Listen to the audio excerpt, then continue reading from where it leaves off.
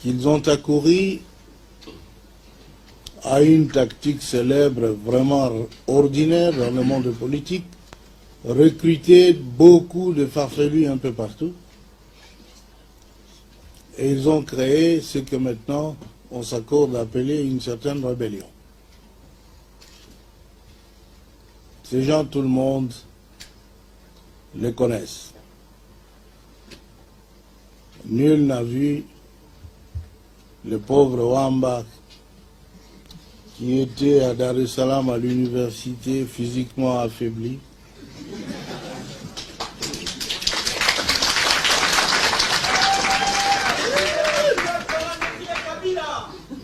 Avoir la force de commander même des soldats. Personne ne l'a vu. Il n'y a jamais songé d'ailleurs. On a vu Zaidi Ngoma, prisonnier, pardonné, malade, l'UNESCO m'écrivant d'avoir pitié de cet homme. Et je l'ai confié à mon directeur de cabinet ici présent et à l'autre pour qu'on l'accompagne à l'avion. N'est-ce pas, monsieur? Et tout cela dans une chaise roulante.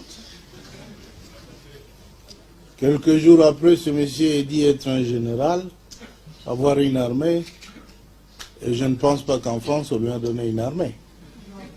Il n'avait pas d'armée en France, il n'en avait pas au Congo. Ce sont ces gens-là que les envahisseurs disent qu'ils sont devenus des responsables d'une rébellion. Les autres, vous le connaissez, nos frères, qui ne tarissent pas d'ardeur, bien qu'ils ont été pendant plus de 30 ans au pouvoir, refusent de prendre le congé. Ils veulent continuer à nous faire voir ce qu'ils ont déjà fait voir à tout le monde. Ils ont nom, Tambo et Mwamba et autres. Et lui aussi, je pense, nous qui êtes ici, parce qu'il a toujours été ici, vous ne connaissez même pas qu'il a un seul bataillon. Il ne peut pas l'avoir ici, non? L'a-t-il ici, là? Non. Dans quelle forêt ici? Où est-ce qu'on fait le maquis? Alors, brusquement, ils sont présentés comme des généraux d'une armée qui s'est révoltée contre Kabila. Pas contre Kabila, bien sûr, il se trompe. Mais tout ce que nous disons, ces frères-là ont été utilisés par les envahisseurs pour cacher leur motivation. L'agression, vous connaissez, a une motivation économique.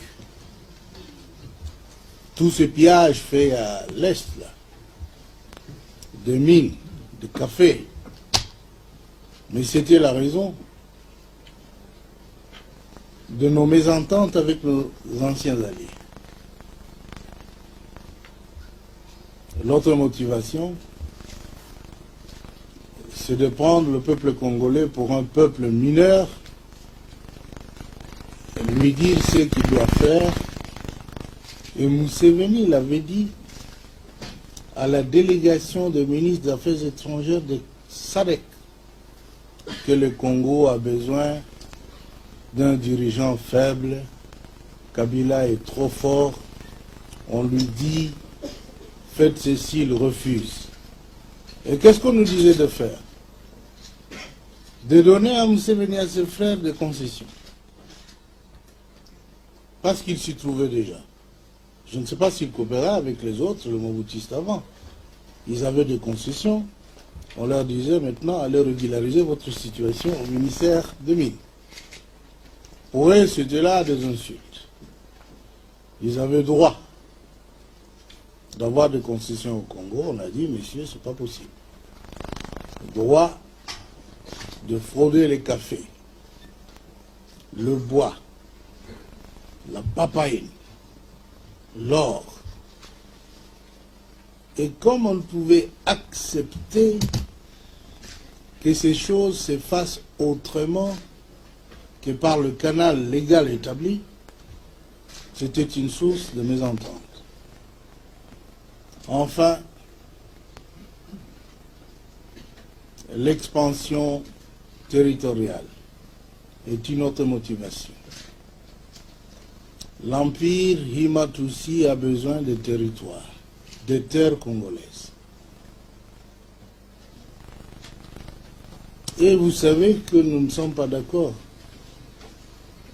Je viens d'apprendre ici, que vous n'êtes pas d'accord non plus. Alors, cette guerre qu'on nous impose est une guerre injuste. Nous devons la dénoncer. Nous sommes venus la dénoncer parce qu'il y avait une duplicité dans l'attitude de beaucoup de pays de la communauté internationale.